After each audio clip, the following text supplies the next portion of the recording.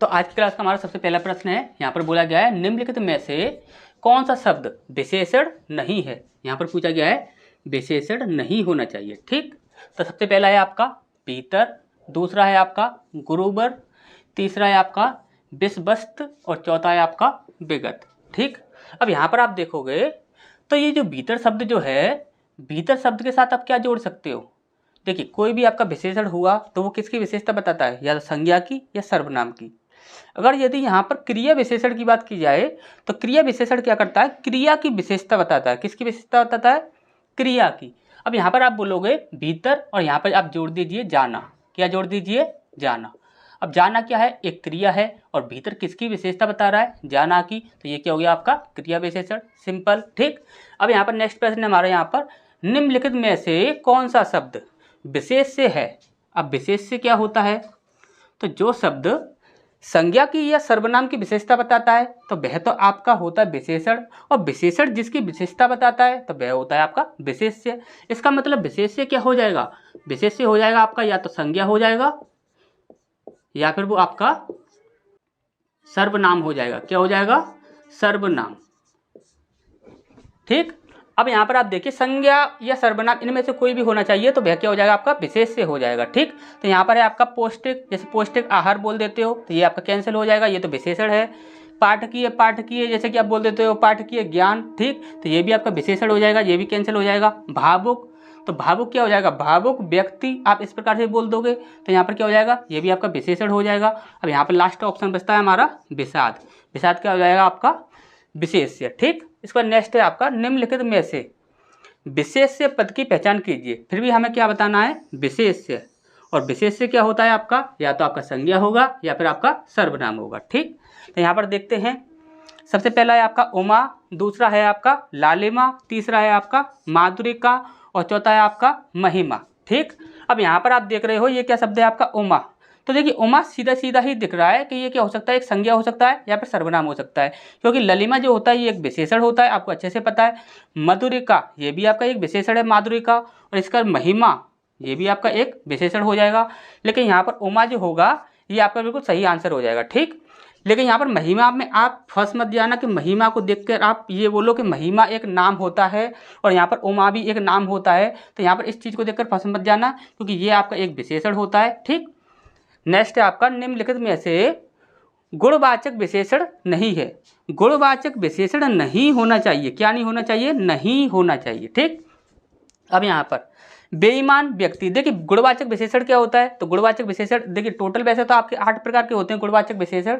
यदि प्रकार में पूछा जाए तो टोटल आपके 8 प्रकार के होते हैं। ठीक, और गुणवाचक विशेषण होते क्या है वैसे, तो जो भी आपका जैसे कि आपका कोई वस्तु हुई या कोई व्यक्ति हुआ या कुछ भी हुआ, उस जो भी शब्द उसकी विशेषता बता रहा है, उसका गुण बता रहा है, तो गुण जो बताता है वही होता है आपका गुणवाचक विशेषण। ठीक, अब यहाँ पर देखिए बेईमान ये किसकी विशेषता बता रहा है, व्यक्ति की बता रहा है। जैसे कि बेईमान व्यक्ति, बेईमान कोई भी आप बोल दो कि बेईमान लोग। ठीक, तो यहाँ पर ये क्या हो जाएगा आपका गुणवाचक हो जाएगा, तो इसे हम यहाँ पर कैंसिल कर देंगे। इसके बाद गंदा, गंदा क्या बोल दोगे, जैसे कि गंदा कपड़ा, तो एक ही संज्ञा की विशेषता बता रहा है और क्या बता रहा है, गुण बता रहा है। ठीक, अब यहाँ पर जैसे कि आप बोल दोगे जैसे कि गंदा व्हाइट बोर्ड, व्हाइट बोर्ड है, जैसे बोल दोगे आप गंदा व्हाइट बोर्ड, तो यहाँ पर क्या हो जाएगा, ये आपका गुणवाचक हो जाएगा, ये भी कैंसिल हो जाएगा।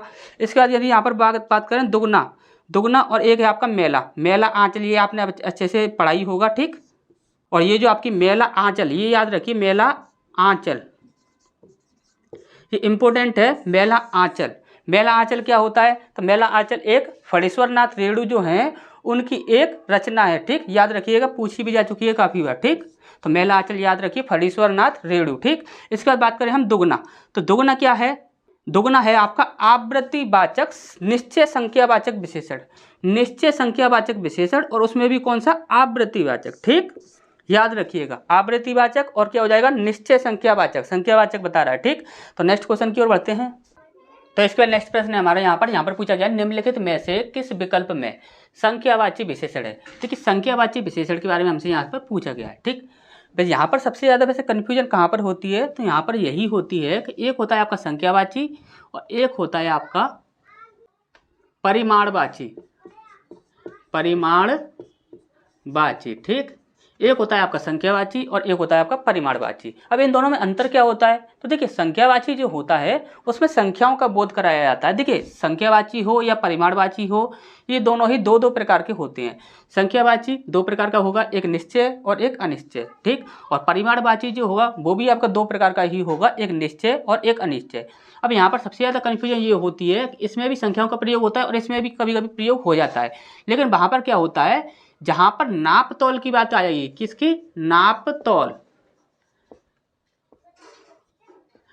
तौल की जहां पर बात आएगी तो वह परिमाणवाचक होगा। जहां पर सिर्फ संख्याओं की बात की जाएगी, गिनने की बात की जाएगी, तो वहां पर क्या होगा आपका संख्यावाची, ठीक। काउंटिंग जहां पर होगी वो आपका संख्यावाची होगा, ठीक। और जहां पर नाप तौल की बात आएगी तो वह परिमाणवाचक, ठीक। अब यहाँ पर हम देखते हैं तो सबसे पहला है आपका, मुझे 10 किलो आलू चाहिए। अब ये जो आलू जो होंगे, सॉरी आम है ये, तो आम जो होंगे, आम को क्या करोगे आप? नापोगे, तौलोगे। और यहाँ पर एक निश्चय होगा या अनिश्चय होगा? तो यहाँ पर क्या होगा? निश्चय होगा। क्यों? क्योंकि यहाँ पर साफ साफ है कि 10 किलो चाहिए, ठीक। 10 किलो चाहिए तो ये क्या हो गया? निश्चय हो गया। तो ये क्या हो जाएगा आपका? परिमाणवाची। क्या हो गया? परिमाणवाची, ठीक। इसका बी है आपका, यहाँ 5 ट्रक बजरी डलवा दो, ठीक। अब देखिए बजरी डलवानी है, वो भी कितनी? 5 ट्रक बजरी डलवानी है, ठीक। और बजरी जो होती है इसको क्या करते हो आप? गिनते हो? नहीं गिनते हो। लेकिन यहाँ पर क्या होगा आपका? ये परिमाण में आएगा। क्यों आएगा? क्योंकि 5 ट्रक बजरी डलवानी है और बजरी को क्या किया जाता है? नापा और तौला जाता है, ठीक। तो ये किस में हो जाएगा आपका? परिमाणवाचक में। और कौन सा परिमाणवाचक हो जाएगा? तो निश्चय परिमाणवाचक हो जाएगा, क्योंकि यहाँ पर साफ साफ बोला गया है 5 ट्रक चाहिए, 5 ट्रक बजरी, ठीक।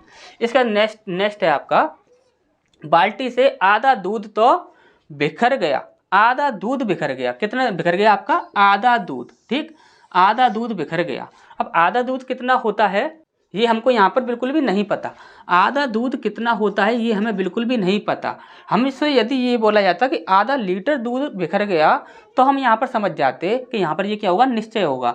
लेकिन ये क्या है? आधा दूध बिखर गया। अब हमें क्या पता कि वो कितना दूध था, तो यहाँ पर क्या हो जाएगा? ये अनिश्चय परिमाणवाचक। ये तो तीनों ही आपके किस में चले गए? परिमाणवाचक में। ये निश्चय और ये भी निश्चय और ये अनिश्चय, ठीक। अब ये क्या है आपका? नेक्स्ट देख लेते हैं। तो यही हमारा बिल्कुल सही आंसर होगा। इस चौथे बच्चे को इधर बुलाओ। इस चौथे बच्चे को इधर बुलाओ, ठीक। अब चौथा बच्चा है, ठीक। ये साफ साफ यहाँ पर बोल रहा है, गिनने की बात कर रहा है, काउंटिंग की बात कर रहा है, तो यहाँ पर क्या हो जाएगा आपका? संख्यावाची, ठीक। यहाँ पर आपका संख्यावाची हो गया। लेकिन यहाँ पर भी यदि आपसे पूछा जाए कि ये कौन सा संख्यावाची होगा, तो आप याद रखिए कि जब कभी भी देखिए पहला, दूसरा, तीसरा, चौथा, इस प्रकार से यदि बात की जा रही है तो आप ध्यान से देख लीजिए। एक होता है आपका क्रमवाचक। क्रमवाचक में क्या आता है आपका? पहला, दूसरा, ठीक। पहला, दूसरा, ये किस में आ जाएगा? क्रमवाचक में आ जाएगा, ठीक। अब इसका दूसरा भेद होता है इसका आवृत्तिवाचक।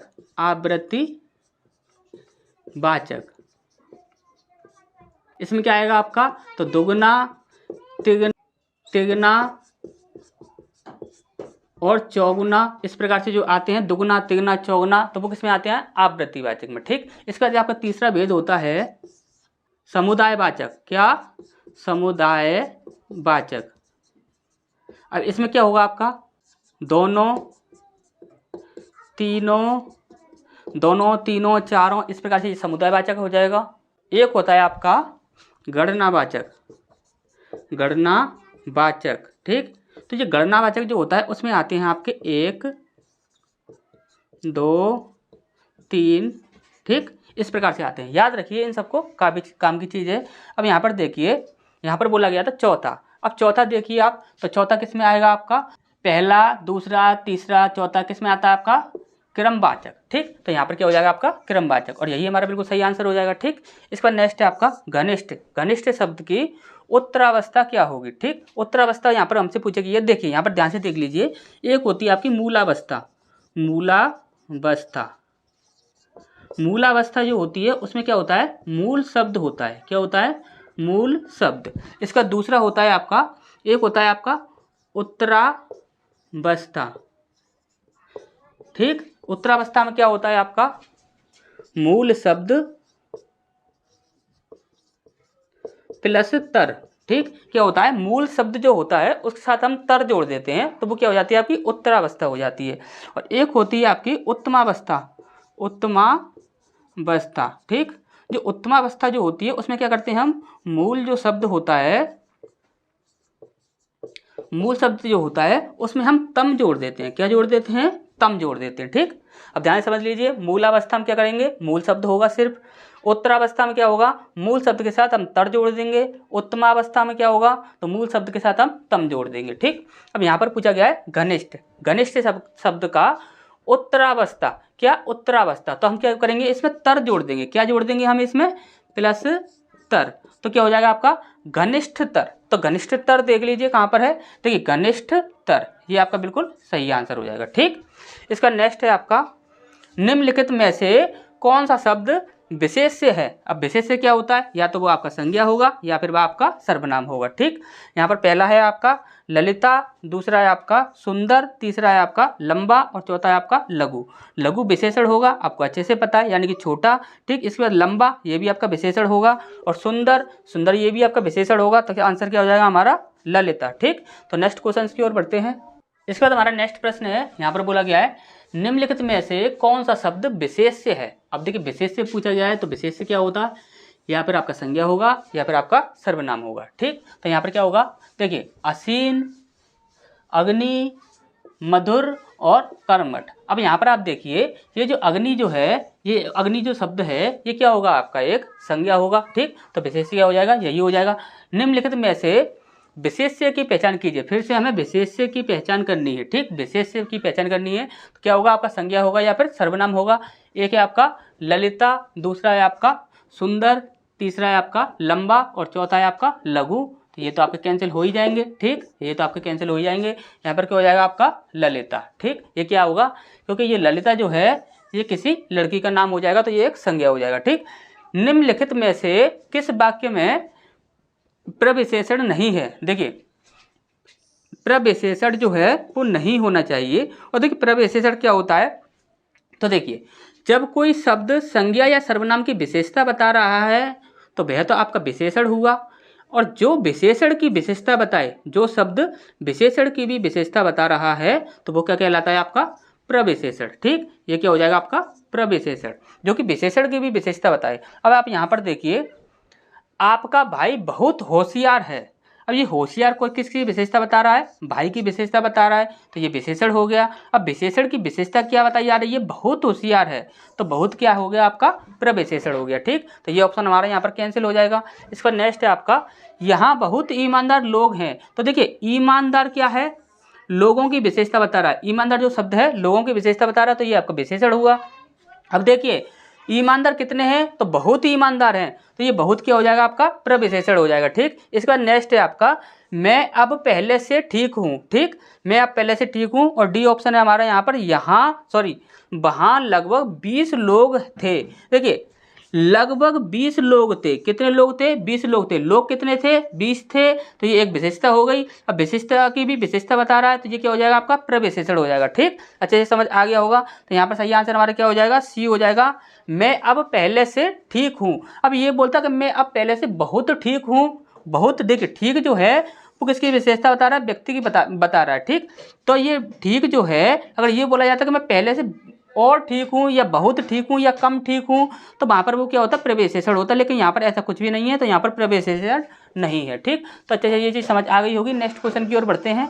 इसके बाद हमारा नेक्स्ट प्रश्न है, यहाँ पर बोला गया है किस वाक्य में विशेषण की उत्तरावस्था का प्रयोग किया गया है। देखिए अभी हमने आपको बताया था, एक क्या होती है आपकी मूलावस्था, एक क्या होती है आपकी उत्तरावस्था, एक होती है आपकी उत्तमावस्था, ठीक। यहाँ पर क्या होता है आपका मूल शब्द, ठीक। यहाँ पर क्या होता है मूल शब्द, और यहाँ पर क्या हो जाता है, मूल शब्द जो होता है, मूल शब्द जो होता है उसके साथ हम क्या करते हैं, तर जोड़ देते हैं। और यहाँ पर क्या होता है कि मूल शब्द जो होता है, मूल शब्द के साथ हम क्या जोड़ देते हैं, तम जोड़ देते हैं, ठीक। तो सबसे पहला है हमारा यहाँ पर, उसने सुंदर चित्र बनाया। दूसरा है आपका वह मुझसे बड़ा है, कैसा है, बड़ा है, ठीक। तीसरा है होता है आपका यहाँ पर वह अच्छी अच्छी कहानियाँ सुनाता है, ठीक। चौथा है आपका हमारी कक्षा में वह सबसे होशियार छात्र है, ठीक। अब आप देखिए यहाँ पर आप काफ़ी ज़्यादा कन्फ्यूजन हो रही होगी, लेकिन आप हमेशा एक बात याद रखिए, यदि किसी ने अंग्रेजी में डिग्री पढ़ी हो, क्या पढ़ी हो, डिग्री पढ़ी हो, तो उसमें एक फर्स्ट डिग्री, सेकंड और थर्ड, ये 3 होते हैं। ठीक, अब वहाँ पर देखिए फर्स्ट जो होता है उसमें क्या होता है कि सिर्फ एक व्यक्ति की विशेषता बताई जाती है। ठीक, ध्यान से समझ लीजिए, सिर्फ एक व्यक्ति की विशेषता बताई जाती है। उसका दूसरा क्या होता है, दूसरा होता है जब दो व्यक्तियों के बीच में आपस में कंपैरिजन किया जाता है। ठीक, तो दूसरी अवस्था होती है। और ये तीसरी अवस्था क्या होती है कि जब एक व्यक्ति जो होगा उसका पूरे समूह से तुलना की जाएगी। ठीक, तो ये हमने अंग्रेजी में अच्छे से पढ़ी है डिग्री। ठीक, अब इसी प्रकार से ये भी होती है, ये आपकी फर्स्ट होती है, ये आपकी सेकंड और ये होती है आपकी थर्ड। यहाँ पर भी यही होता है, जब सिर्फ एक व्यक्ति की विशेषता बताई जाती है तो मूल अवस्था, यदि दो व्यक्तियों की आपस में विशेषता बताई जा रही है एक दूसरे के साथ तो वहाँ पर उत्तरावस्था। देखिए यहाँ पर सिर्फ 2 ही होने चाहिए, और यहाँ पर जब एक व्यक्ति की या 2 व्यक्ति की पूरे ग्रुप से यदि विशेषता बताई जा रही है, पूरे ग्रुप से तुलना की जा रही है, तो वहाँ पर क्या होती है, उत्तमावस्था। अब यहाँ पर देखिए सबसे पहला है उसने सुंदर चित्र बनाया। ठीक, तो यहाँ पर सिर्फ ये क्या हो गया, विशेषण हो गया। ठीक, वह मुझसे बड़ा है, क्या है, वह मुझसे बड़ा है, तो यानी कि 2 लोगों के बीच में आपस में कंपैरिजन किया जा रहा है, तो यहाँ पर क्या हो जाएगी आपकी उत्तरावस्था। ठीक, याद रखिए उत्तरावस्था।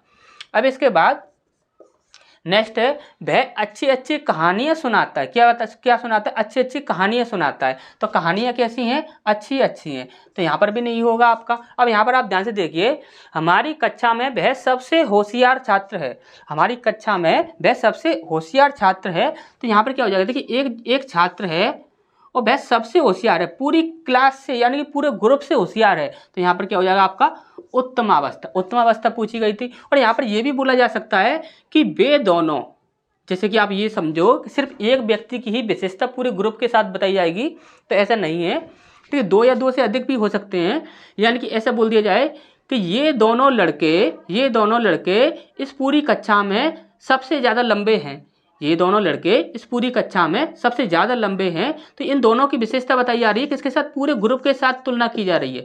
जब पूरे ग्रुप के साथ तुलना की जाती है तो वहाँ पर क्या होती है आपकी उत्तमावस्था। ठीक, याद रखिएगा इस बात को। तो सही आंसर हमारा क्या हो जाएगा, डी आंसर हमारा बिल्कुल सही हो जाएगा। ठीक, इसका नेक्स्ट है निम्नलिखित में से कौन सा शब्द विशेषण नहीं है। ठीक, विशेषण नहीं होना चाहिए। तो यहाँ पर आप देख रहे हो, सबसे पहला है आपका लजीला, दूसरा है आपका लाडला, तीसरा है आपका लांछन और चौथा है आपका लापता। ठीक, अब यहाँ पर आप देख रहे हो ये जो लांछन शब्द है, ध्यान से देखिए, लांछन जो शब्द है इसके साथ आप क्या लगाओगे, लांछन शब्द के साथ लगाओगे आप कि लांछन लगाना, क्या लगाना, लांछन लगाना। जब किसी पर लांछन लगाते हैं तो क्या बोलते हैं, लांछन लगाना। ठीक, तो यहाँ पर आप देख रहे हो ये लांछन जो शब्द है ये किसकी विशेषता बता रहा है, ये लगाना की विशेषता बता रहा है। और लगाना क्या होता है, तो लगाना यहाँ पर क्या होता है, क्रिया होता है। ठीक, जब कोई शब्द क्रिया की विशेषता बताता है तो वह क्या कहलाता है, क्रिया विशेषण कहलाता है, विशेषण नहीं कहलाता। तो यही हमारा बिल्कुल सही आंसर हो जाएगा। ठीक, इसका नेक्स्ट है निम्नलिखित में से विशेष्य पद की पहचान कीजिए। विशेष्य होना चाहिए, और विशेष्य क्या होता है, जो कि संज्ञा या सर्वनाम होगा। ठीक, अब यहाँ पर देख रहे हो सबसे पहला है आपका अनुरागी, दूसरा है आपका अनाहत, तीसरा है आपका अपमानित और चौथा है आपका अग्नि। अब तो देखिए अग्नि क्या है, एक संज्ञा है, तो यही हमारा बिल्कुल सही आंसर हो जाएगा।